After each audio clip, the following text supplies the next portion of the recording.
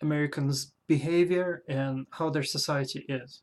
Now, almost every single thing in America is set up as a psychological trauma to inflict psychological damage on the person in one way or another.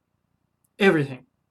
Now, I know this because I can thankfully compare it to how I grew up in Soviet Union or Russia, and I also have come from Canada, and I'm planning to go live in other places and compare how they are. But I think I have enough information to judge and compare American culture to another culture since I come from another culture where I've lived until I was 13. So I know how things are here.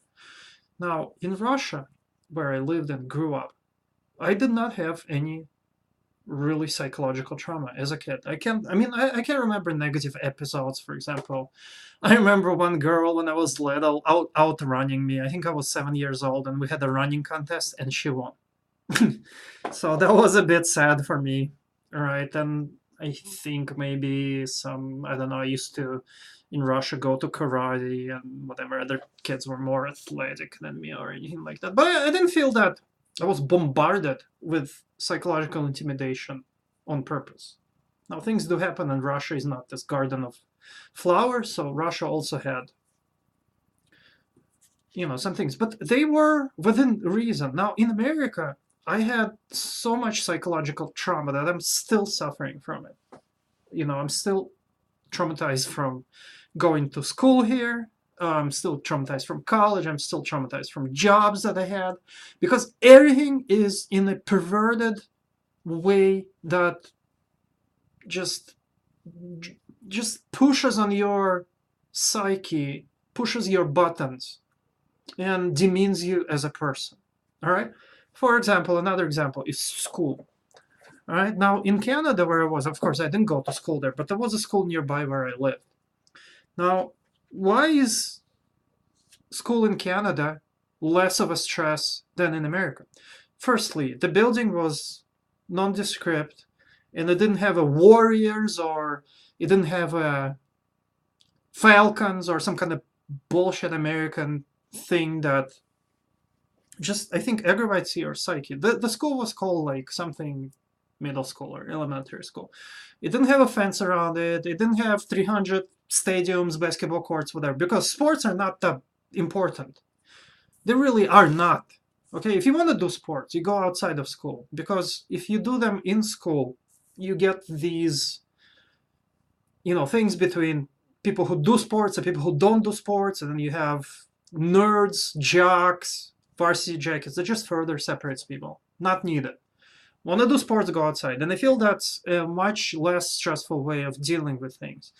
Just everything was low key in Canada, whereas everything is high key in America. So the whole American thing of Falcon sports, cheerleaders, jocks, psychological trauma for a lot of people who do not belong to those groups. Everything is done to inflict psychological trauma. All right, the American healthcare bills from bill from everything. I mean, look how many things in America create psychological trauma for the people who live here. The police. Nothing is done to reduce anxiety in people, and everything is done to increase it. Everything is stressful. You get bills, you get tickets, you get police brutality, and they specifically inflicted on you. And then they get the results back of, people on antidepressants, two-thirds of the population, and two-thirds of the population crazy. But I think I don't know, it looks like that's the results they want because they like damaging. They're sadists. I mean, American society, in essence, is a sadistic society. That's what it is. They like inflicting damage on other people. They like it. I can't explain it otherwise. You know who else liked it? The Nazis and Hitler. Because I thought about why, for example, Hitler, if you actually think about it, think back to World War II. It's crazy to think that a lot of it was done not in a need or want to conquer territories, which is what a lot of wars are over, just to conquer people. or to expand the reach of the empire. No, the World War II was about inflicting pain and damage on people. Why did Germans do it? In a lot of ways, they didn't even benefit from it. Did they benefit from killing all the Jews? No, the Jews contributed to the German economy. And so did a lot of other people. So why did the Germans commit unspeakable atrocities and murders when it didn't even benefit their need? They should have been friends with the Jews. If they didn't kill the Jews, they might have won World War II. If they were nicer to Ukrainians, they might have won it. No. Because they liked it. They liked murdering. They liked inflicting damage on people. They liked it. They enjoyed it. And that's why they started the war, because it's like their favorite activity. It's like if someone likes baking cakes, they started baking cakes because they like it. So back to American society, why do they like inflicting psychological trauma on people? Because they enjoy it as a sadist would. They like damaging people. They like seeing the effect on people that it has. The American cops enjoy writing tickets, putting people down, hurting them, and watching the effect it has. When the American cop comes up to you and talks to you, talks down on you, damages you, insults you, they watch your reaction and they enjoy it. They like it. You can see it in them. They take pride in doing that, and that